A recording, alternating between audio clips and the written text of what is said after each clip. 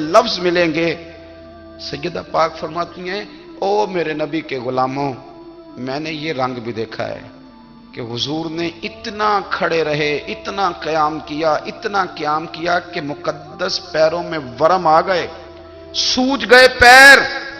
ہم سیر کرنے گئے تو تھک گئے، بات الگ ہے، لیکن عبادت میں یہ بھی تو مسلم شریف ہے نا، یہ بھی تو دین ہے نا، یہ بھی تو حضور کی سنت ہے، یہ بھی تو وہ چیز ہے جو کریم کی آنکھوں کی ٹھنڈک ہے۔ سیدہ فرماتی ہیں پیروں میں ورم آ گئے، اور ساری رات ہی حضور نے نماز پڑھی اور ایک ہی آیت بار بار دہرائی۔ مسجد نبوی میں بلال حبشی نے فجر کی اذان دے دی اور حضور ابھی مصلی پہ تھے، کریم فارغ ہوئے۔ میں نے عرض کی یا رسول اللہ صلی اللہ علیہ وسلم، آپ کے تو صدقے اللہ اگلے پچھلوں کے گناہ معاف کرے گا، تو آپ اتنی آہوزاری کیوں فرماتے ہیں؟ آپ تو شفیع ہیں، آپ تو انبیاء کے امام ہیں۔ تو حضور نے فرمایا عائشہ تم نے گنوایا ہے نا میرے اللہ کی مجھ پر کتنی رحمت ہے، افلا اکون عبدا شکورا، فرمایا اگر اس نے اتنی نعمتیں دی ہیں تو کیا میں اس کا شکر گزار بندہ نہ بنوں؟ میں شکر گزار بندہ نہ بنوں اس کا؟ پھر اگر اتنی نعمتیں اس نے دی ہیں، مجھے اتنا نوازا ہے، تو پھر میں اس کے سامنے سجدے نہ کروں؟ او میرے بھائی، بڑے قابل فخر لوگ ہیں ہم کہ ہم نبی پاک کے غلام ہیں، ہم قابل فخر ہیں کہ نبی کریم کے غلام ہیں۔ کیا کبھی اس غلامی کے شکرانے میں بھی 2 نفل پڑھے کہ یا اللہ تیرا شکر ہے تو نے ہمیں حضور کا غلام بنایا ہے؟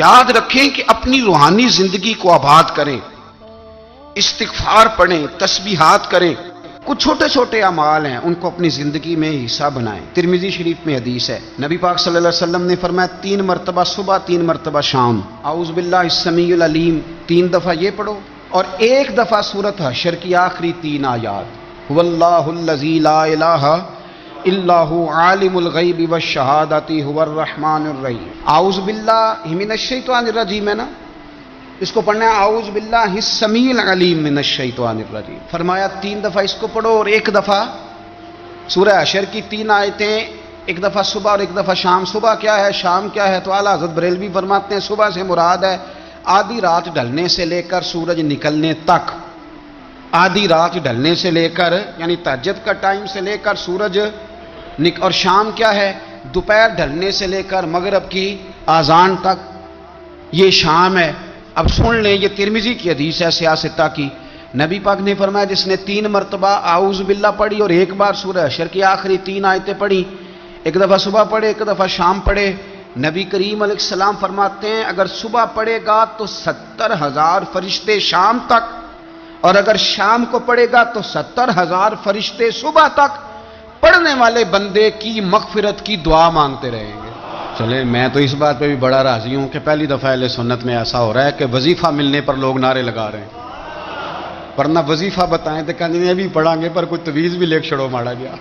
ایک صاحب آئے مجھے کہنے لگے جی برکت کوئی نہیں، غربت بڑی ہے۔ میں نے کہا سرد واقعہ پڑھا کر، کہتے پیر صاحب تھوڑی تکلیف کرو کو میں نے تویز بھی کر دیو۔ میں نے اسے کہا خدا کے بندے میں تویز دوں گا پتہ نہیں کام بنے گا نہیں بنے گا، سورت واقعہ پڑھ، یہ وہ تویز ہے جو مدینے والے رسول نے عطا فرمایا ہے کہ سورت واقعہ پڑھو تمہیں کبھی فاقہ نہیں آئے گا۔ تو وظائف پڑھیں، عبادات کریں، تیاری کریں، کچھ نیک اعمال بچائیں ایسے جن کا ہمیں پتہ ہو، جو ہمارے رب کو پتہ ہو۔ حضرت عبداللہ ابن عمر رضی اللہ تعالیٰ عنہ حضرت عمر کے صاحبزادے، مکہ مکرمہ میں ان کی قبر ہے۔ میں نے جب انہیں پڑھا تو مجھے ان سے بڑا پیار ہو گیا، لیکن آپ کو پتہ ہے وہاں جا کے کسی شخص کا مزار تلاش کرنا یا پوچھنا ایک مشکل کام ہوتا ہے۔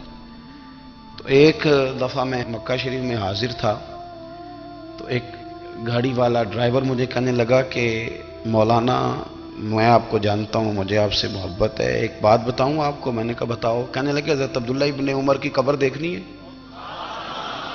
میں نے کہا یہ تو نہیں کہہ رہا، یہ کسی نے بندوبست کرایا ہے، یہ اللہ نے تیرے دل میں بات ڈالی ہے، یہ ہو گیا تو لے چل مجھے۔ حضرت عبداللہ ابن عمر کو نبی پاک نے فرمایا تھا راجل صالح، یہ نیک بندہ ہے، یہ متقی آدمی۔ حضرت عبداللہ ابن عمر رضی اللہ تعالیٰ عنہ سیدنا فاروق اعظم رضی اللہ تعالیٰ عنہ کے صاحبزادے ہیں، اور ان کی ہمشیرہ سیدہ حفصہ رضی اللہ تعالیٰ عنہ حضور کی زوجہ محترمہ ہے۔ ایک دن اپنی ہمشیرہ سے کہنے لگے کہ نبی کریم صلی اللہ تعالیٰ علیہ وسلم گھر میں آئے نا، اور اگر حضور غم امت میں پریشان نہ ہوں، طبیعت کو حشاش بشاش دیکھو، تو ذرا پوچھنا تو صحیح حضور کا میرے بارے میں کیا خیال ہے، پوچھنا تو صحیح کہ کریم کی بارگاہ میں میرا کیا مقام ہے، میرے بارے میں حضور کیا فرماتے ہیں۔ اب بہن کو کام بتائے اور بتائے بھی بھائی، اور پھر بہن وہ کام نہ کرے، یہ تاریخ میں ہوتا نہیں۔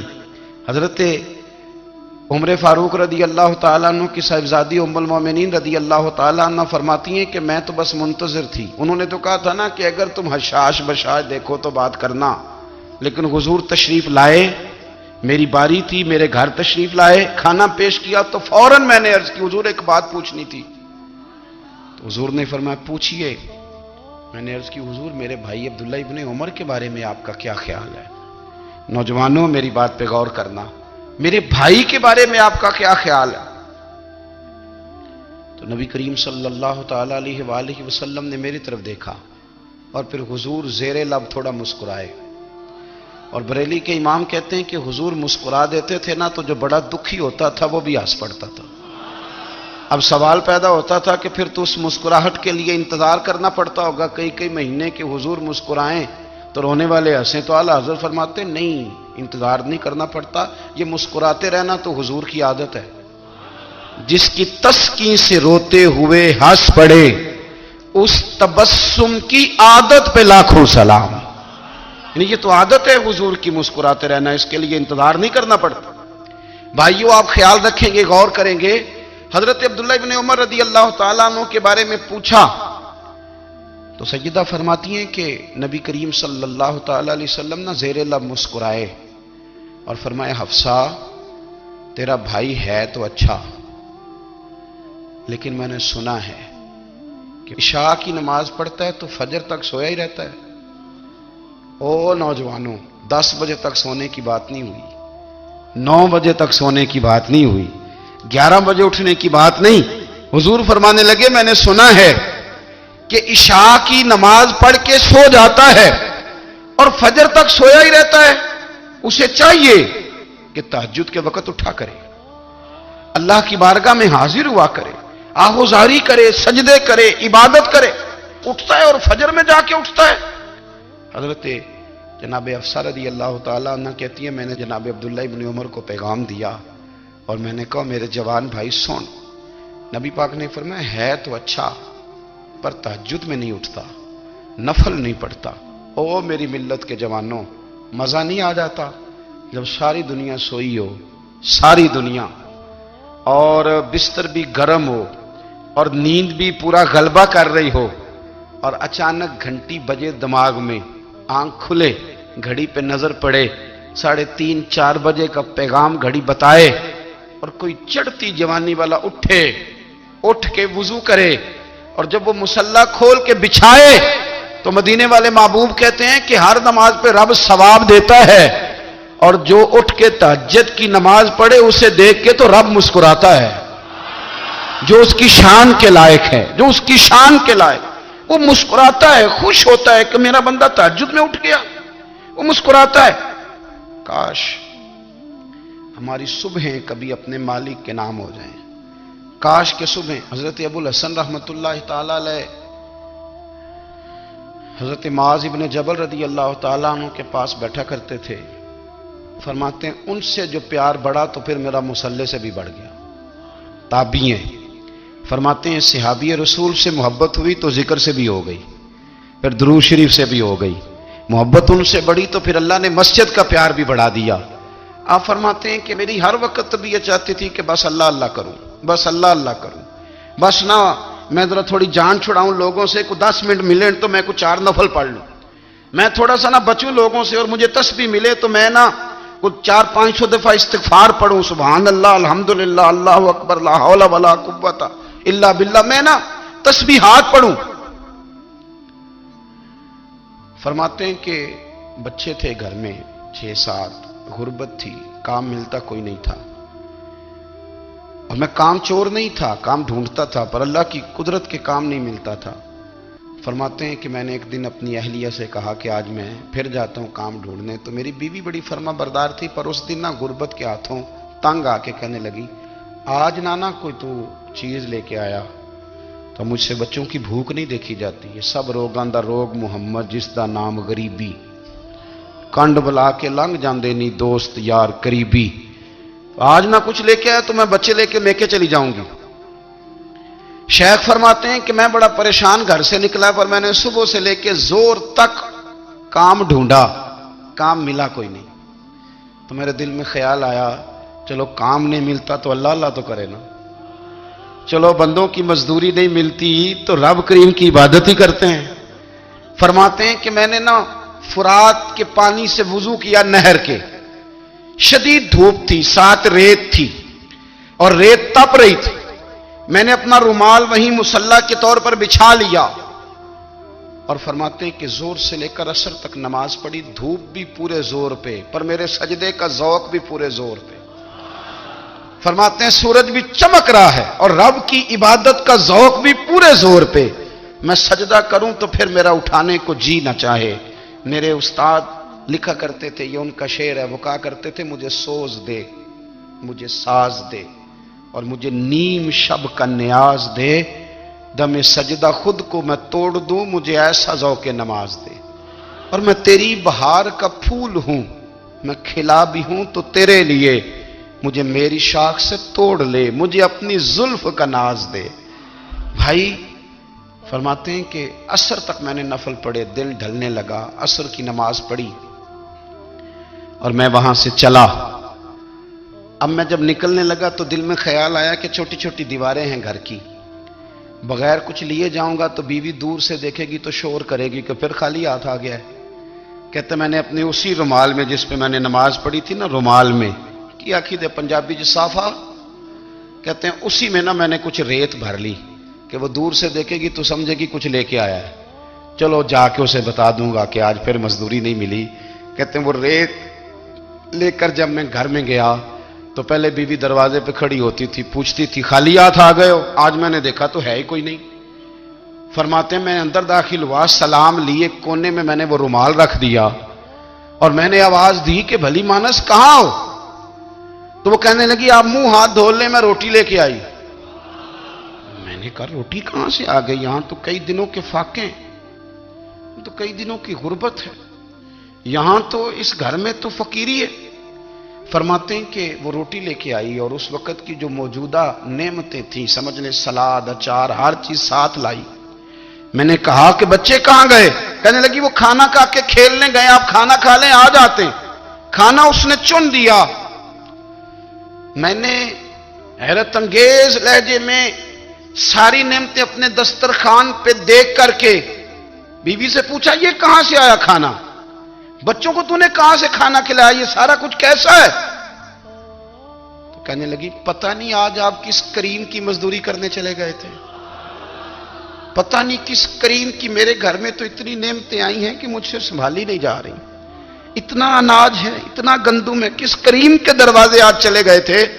یہ کہتے کہتے وہ اٹھی اور اٹھ کر کے کہنے لگی پہلے بڑا کچھ آیا تھا، اب کیا لے آئے ہو؟ اور جا کر کے نا اس نے وہ ریت والا رومال کھولا، کہنے لگے میں تو لے کے آیا تھا ریت، تو میرے رب نے اسے بھی سونے اور ہیرے بنا دیا تھا۔ جب آپ کی توجہ اللہ کی جانب، میرے نبی پاک صلی اللہ تعالی علیہ وسلم نے فرمایا ہر چیز اپنے رب سے مانگ، ہر چیز مانگ، ہر چیز مانگ۔ یا رسول اللہ کیا کچھ؟ میرے محبوب نے فرمایا تیرے گھر میں نمک بھی ختم ہو جائے تو وہ بھی اپنے رب سے مانگا کر، تو مانگنا وہ تجھے دے گا، تو اس کی بارگاہ میں کشکول طلب دراز تو کرنا۔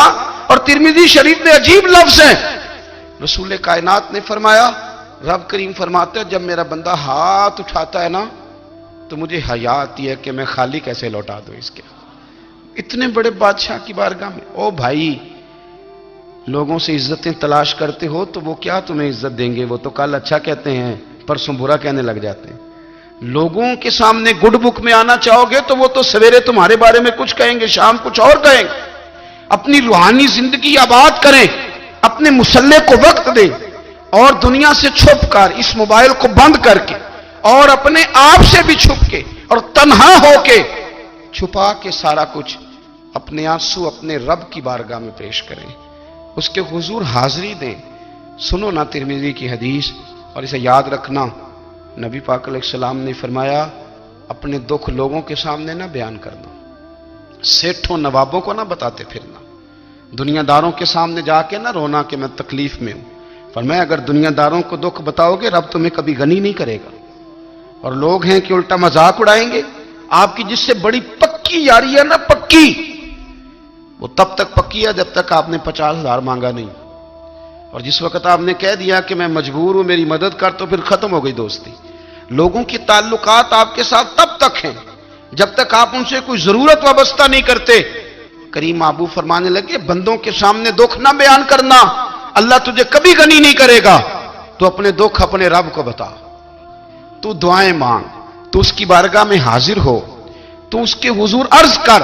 فرمایا اپنے دکھ اپنے رب کو بتا، وہ جلدی کرے یا دیر سے کرے تجھے ساری دنیا سے بے نیاز کر دے گا، تجھے کسی کا محتاج نہیں رہنے دے گا۔ اپنے مسلح کو، اپنی دعاؤں، ایک بزرگ فرماتے ہیں میں نے دعا مانگنے کا طریقہ اپنی بیوی سے سیکھا۔ دعا مانگنے کا طریقہ اپنی، سیکھنے والے تو اپنے بچوں سے بھی سیکھ لیتے ہیں، سیکھنے والے تو ہر ایک سے سیکھتے ہیں۔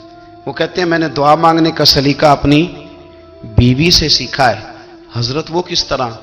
فرمانے لگے میری بیوی نے نا مجھے کوئی کام بتایا، کچھ پیسوں کی ضرورت کے لیے کہا، تو میں نے اسے کہا کہ بھئی ابھی میرے پاس نہیں ہے، کچھ دنوں میں آتے ہیں تو میں دے دوں گا۔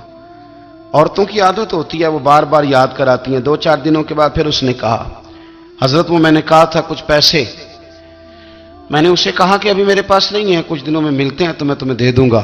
اس نے کچھ دنوں کے بعد پھر کہا حضور وہ میں نے کچھ پیسے کہے تھے۔ فرماتے میں نے ڈانٹ دیا، میں نے کہا کہ کیا تو روز مجھے شرمندہ کرتی ہے، کہا نا میرے پاس نہیں ہے، ہوں گے تو دے دوں گا، تو روز یاد کراتی ہے۔ فرماتے ہیں اس نے پہلے تو میری ڈانٹ کو سہا، پھر میرے سخت جملوں نے اس کی آنکھوں میں آنسو پیدا کر دیے، پھر اس نے اپنے آنچل میں اپنے اس دکھ کو سمیٹا، اور پھر اس نے ایک جملہ کہا تو میں رو پڑا، اور مجھے اپنے رب سے مانگنے کا طریقہ آ گیا۔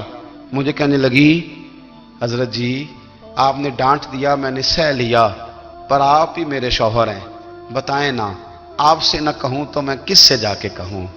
فرماتے ہیں میں رو پڑا، اور میں کھل کے رویا، اور میں تڑپ کے رویا، اور پھر میری سسکیاں بند گئیں۔ تو مجھے کہنے لگی آپ کو کیا ہوا؟ میں نے کہا مجھے بھی دعا مانگنی آ گئی ہے، جب میں اسے کہوں گا نا اللہ تو ہی میرا رب ہے، میں تجھ سے نہ کہوں تو میں کس سے جا کے کہوں؟ میں کیوں کسی بندے سے سوال کروں؟ میں کیوں کسی دنیا دار سے کہوں؟ میں تیرے بندوں کا، نیک بندوں کا وسیلہ لے کے، تیرے محبوب کی غلامی لے کے تیری بارگاہ میں آیا، تجھ سے نہ مانگوں تو کس سے مانگوں؟ سمجھ آ گئی ہے جب میں اس رنگ میں مانگوں گا تو پھر رب میرے اوپر بڑا ہی فضل فرمائے گا، وہ میرے اوپر بڑی رحمت کرے گا، وہ میرے لیے آسانیاں کرے گا۔ عزیز دوستو ہم اس طرح کرنے لگ گئے ہیں کہ ہم نے نا اپنے تعلقات پر اعتماد کرنا شروع کر دیا ہے۔ میرے تعلقات بہت ہیں، ہم نے اپنی دولت پر اعتماد کرنا شروع کر دیا ہے، میرے پاس دولت بہت ہے۔ ہم نے اپنے علم پر، اپنی شہرت پر اعتماد کرنا شروع کر دیا ہے کہ میرے پاس فلاں چیز بہت ہے۔ یاد رکھنا جب بے نیاز اپنی صفت بے نیازی دکھاتا ہے تو بڑی بڑی دولتوں والے مجبور نظر آتے ہیں۔ بھائیو جب انسان کا رشتہ اپنے مالک کے ساتھ ہوتا ہے پھر تو غم بھی کچھ نہیں کہتے، پریشانیاں بھی کچھ نہیں کہتی، پھر تو زندگی صبر والی، پھر تو زندگی توکل والی، پھر تو زندگی بھروسے والی، پھر انسان اپنے آپ کو رسوا نہیں کرتا، دنیا داروں سے امیدیں اس کی ختم ہو جاتی، امیدیں اللہ رسول سے لگا لیتا ہے، مضبوط ہو جاتا ہے، مضبوط، طاقتور ہو جاتا ہے، خوددار ہو جاتا ہے، باوقار باعزت ہو جاتا ہے۔ حضرت بہلول دانا رحمت اللہ علیہ بیٹھے تھے تو ہارون رشید حج کر کے آ رہا تھا، تو رستے میں حضرت شیخ سے ملاقات ہو گئی تو السلام علیکم کے بعد کہنے لگا حضور کوئی حکم ہو تو بتائیے گا۔ تو حضرت بہلول دانا فرمانے لگے تیرا رب کون ہے؟ اس نے کہا اللہ۔ تو فرمایا میرا کون ہے؟ کہا اللہ۔ فرمانے لگے تو بڑا ہی بیوقوف ہے، کیا تو یہ سمجھتا ہے کہ رب ہارون رشید کو تو دے گا اور بہلول دانا کو بھول جائے گا؟